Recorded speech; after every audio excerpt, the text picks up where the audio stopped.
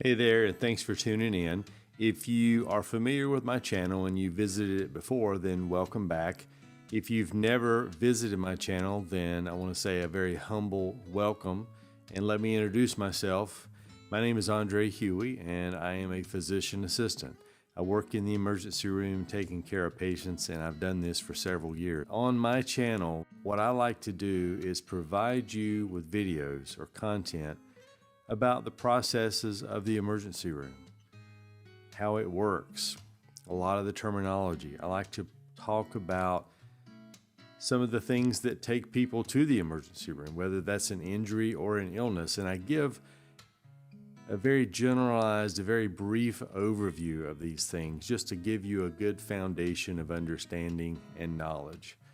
And I try to steer away from getting really deep into the disease processes as well as the treatment of certain conditions or situations, because those things really need to be determined and talked to you by a medical provider who is there with you should you find yourself in a situation where you are being treated for one of the things that I'm talking about. A lot of that is dependent on you, your history, what's going on with you at that particular time, and then also it's dependent on the provider that is seeing you and for them to determine. So I like to leave a lot of that to be discussed with you by your medical provider at that moment. So having said all that, I'd like to move on into this video topic today, which is going to be talking about shortness of breath in the emergency room. And I'm going to talk about what to expect when you get to the emergency room as far as the evaluation of that complaint. What are some of the conditions or situations that could cause you to feel short of breath? I'm also going to talk about which of those conditions could lead you to be admitted to the hospital. And stay tuned, because I'm also going to talk about viruses, coughs, and should you go to the emergency room for those conditions. So do me a favor, subscribe to this channel. Go ahead and go down and click that button, and also leave me a comment during this and let me know how you like this content and if there's anything you would like to hear me talk about on future videos. But to get right into this video, again, it's about shortness of breath in the emergency room. When you go to the emergency room, you're going to be triaged. If you come in through the lobby, you're going to be triaged by a nurse, and they're going to look at you, look at your vital signs and your history, ask you a lot of questions, and then depending on how severe you are, you may either go straight back to a treatment area to see a medical provider at that moment, or you may have to wait in the lobby for a while to see a medical provider in the treatment room. And I've got a lot of videos already about kind of what to expect and the processes of going through the emergency room. So check those out as well, and a lot of this will make more sense. If you go in to the emergency room by ambulance, more than likely for shortness of breath, you're going to be roomed pretty quickly after you stop and talk with a nurse to see a medical provider in a treatment room. There are some cases, however, that you will be taken out to the lobby to wait with that population of folks to be triaged and then brought back if you're deemed initially to just not be critical, that you are not in a life-threatening process. So for the sake of this video, let's move on and say that you're in a treatment room now and you are getting ready to see a medical provider. You're on the exam table. You have already been hooked up to the heart monitors and the pulse ox machine if that nurse in charge of that room has decided that you need those things. You're more than likely in a gown, and the medical provider comes into the room to see you. Now, on previous videos, I've mentioned that a medical provider is a global name for someone like a physician or medical doctor, or a doctor of osteopathic medicine. Those are physicians, or a physician assistant like myself, or a nurse practitioner. It'll be one of those people, one of those medical providers that will see you in the room. They will come in, they will ask you a lot of questions about your symptoms that you're there, about your history, medications, and so on. They will then do a physical exam. They will listen to your heart with their stethoscope. They will listen to your lung sounds. They'll look at your vital signs. They'll look at your medicines and your history. And then they will make a determination from that what type of testing needs to be done, if any. There are some situations where really no testing needs to be done, just your description of your symptoms and the physical exam and your history has told the medical provider all that he or she needs to know, and they go ahead and discharge you with a treatment plan, whether that's prescriptions and close outpatient follow-up. In many cases, however, if someone is truly complaining of shortness of breath and they are truly having shortness of breath, then you will get some testing. That testing could be anywhere from a chest x-ray to a CT of your chest. They might want blood work to look at your white blood cell count, your electrolytes. They could add blood work to look at your heart enzymes if they're suspicious that this shortness of breath is coming from your heart. Those heart enzymes are called troponins. They may do a blood test looking for congestive heart failure, something called a BNP. They would possibly do a blood test looking for a blood clot in your lung called a D-dimer. They would also do a EKG or electrocardiogram to look at your heart rhythm rate and to see if there are any signs of damage on the EKG to your heart. Once all of these tests have been ordered, now the medical provider is waiting for all of that to come back, the results to come back on the blood test and the imaging. Now let's jump to some of the conditions that could be causing you to be short of breath or to feel short of breath. And again, I'm not going to jump too much into treatment. I may mention a couple of things, and then I'll more than likely let you know that condition would cause you to have to be admitted to the hospital. So number one, the first thing would be that you're short of breath because of a heart attack. You're having an issue with a blockage in your heart that is causing your heart muscle to starve for oxygen. That's called a heart attack. You can be short of breath from that.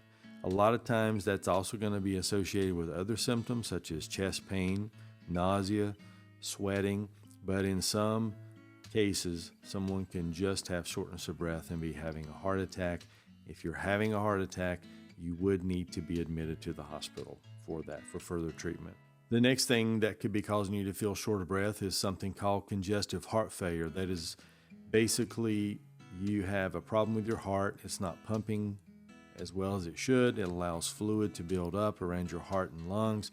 It allows you to have swelling in your extremities, mostly your feet, ankles, lower legs. It can extend all the way up to your abdomen. That's a severe case. In many cases, that needs to be admitted to the hospital as well for treatment. In some cases, if someone's already been diagnosed with congestive heart failure, all they need is some diuretics to help pull that fluid off, and then they feel better. In some cases, folks like that can go home, but in many cases, you're admitted with congestive heart failure and shortness of breath. Number three, pulmonary embolism. That's where you have a blood clot in your lungs. That can cause you to be short of breath as well.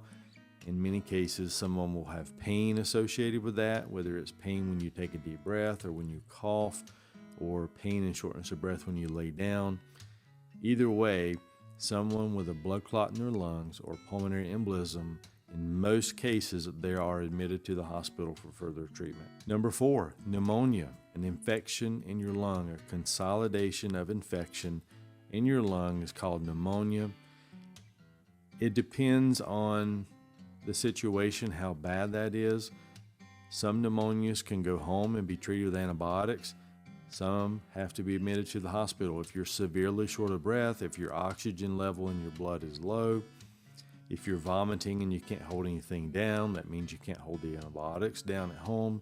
You would need to stay. If you've been treated for pneumonia already as an outpatient by your primary care doctor or urgent care, and you're just not getting better, and now you're in the emergency room for shortness of breath and found to have still pneumonia or worsening pneumonia, then you would need to be admitted to the hospital. And sometimes, in addition to shortness of breath with pneumonia, a person can have some pain in their chest while breathing. Sometimes it can be just strictly feeling short of breath with pneumonia. The fifth item on the list is called a pneumothorax or collapsed lung.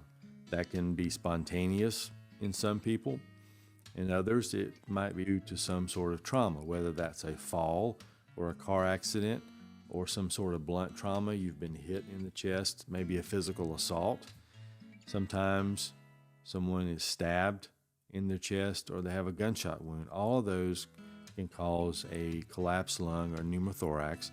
You're admitted to the hospital if you have that condition, and in a lot of cases, or I would say in all cases, if you have a collapsed lung, you have to have a chest tube to allow that lung to reinflate and to heal. So you would be admitted to the hospital for that. Item number 6 on the list of things that can cause you to feel short of breath is a viral syndrome. That can be anything from a basic cold, the rhinovirus, to RSV, which is respiratory syncytial virus, to influenza, to many other viruses that can cause you to feel short of breath. It's a virus, not a bacteria. A lot of bacterial infections can be treated with antibiotics, pneumonia, as I talked about earlier, but a virus, there is no antibiotic to treat that. You can, in some cases, have a viral pneumonia. Also, most viruses can go home unless you're severely short of breath or you have other underlying medical conditions that would make you need to be admitted to the hospital. A lot of viruses just have to run their course with fluids, Tylenol and Motrin, maybe some inhalers to help you breathe a little bit better. But again, if you're severe, you're admitted. If you're not, you go home and allow the virus to run its course. The next item on the list is something called a pleural effusion. That's when you have fluid around your lungs, around the lining of your lungs, that can collect there for many different reasons. Sometimes those folks can go home if it's not severe. It'll cause a feeling of shortness of breath and sometimes even pain. But in many cases, those pleural effusions, that collection of fluid, and it can be one-sided or it can be both sides. But in many cases, if they're severe enough, those folks would need to be admitted to the hospital and have that fluid drained off with a needle that they put into your chest. It's called a thoracentesis, and they draw the fluid off. The 8th item on the list is something called asthma. If you're severe and it's a new asthma and the treatment in the emergency room is just not helping, then you would need to be admitted to the hospital for breathing treatments and steroids, etc. If you've already been diagnosed with asthma and you have run out of your medicines, or maybe you're exposed to some sort of an irritant in the environment that you're in and it caused you to have a flare of your asthma, you're wheezing, you feel tightness, then sometimes something as simple as coming into the emergency room for steroids and breathing treatments makes you feel better, and then you can go home. However, if you're not responding to the treatment and if you have a lot of other illnesses along with asthma, you may need to be admitted to the hospital for that. Sometimes people just have simple allergies and it makes them feel short of breath. Allergies to pollens or to something else that they were exposed to in their environment. And most of the time, those folks can just come into the emergency room, have some treatments, and go home with that. Number 10, allergic reaction. That can make you short of breath. And that's typically from some sort of medication or some sort of food. People with allergic reactions, it can be mild or it can be severe, where you're having swelling of your face, your lips, your tongue. You feel tightness in your throat, tightness in your chest. Sometimes it can be so severe that a person would need to have a breathing tube put down and have really strong medicines to reverse that reaction. And obviously that would need to be admitted, but those are severe cases that need to be admitted. But in most cases, people are treated in the emergency room for allergic reactions, and then they can go home after several hours of observation for further treatment then at home. Number 11 on the list is something called COPD, or chronic obstructive pulmonary disease, or emphysema as well. That's another name. These are typically smokers. There is a condition where you can get COPD and not have smoked. It's a genetic problem, but typically those folks are cigarette smokers. It can cause shortness of breath And in a lot of cases, if you're having an exacerbation of that or a worsening of that, and you're not responding to treatment for that in the emergency room, then you would need to be admitted to the hospital. In some cases, people coming in with COPD and shortness of breath can get treatments and they respond really well to that, and it's deemed that they can go home for further outpatient treatment. And the last item on the list is you're just out of shape, you're deconditioned, and it makes you feel short of breath. A lot of times that is mostly with exertion, when you're walking, you're running, you're doing some heavy work at home, and you just feel short of breath. And again, with exertion, and that is just being out of shape. And there's no quick fix for that. And once that's found to be the problem, after a lot of testing, in most cases, you're sent home and to follow up with your primary care doctor or maybe even a specialist, or it's deemed that there's really nothing else wrong, you're overweight or you're out of shape or both, and you just need to work on that at home, and typically that will improve over time. So those are the most common things that I have seen in the emergency room over the years of my experience, things that cause people to come to the emergency room. I did want to now discuss, as I mentioned at the beginning of the video, should you go to the emergency room with a virus or a cough? And the simple, quick answer to that is if you are a healthy individual with not a lot of medical problems and you've had symptoms, mild symptoms, maybe a fever, maybe a cough, you feel a little bit winded when you exert yourself and you feel a little achy, the symptoms haven't been going on for that long, then the answer is no. There's really no need to go to the emergency room for those mild symptoms.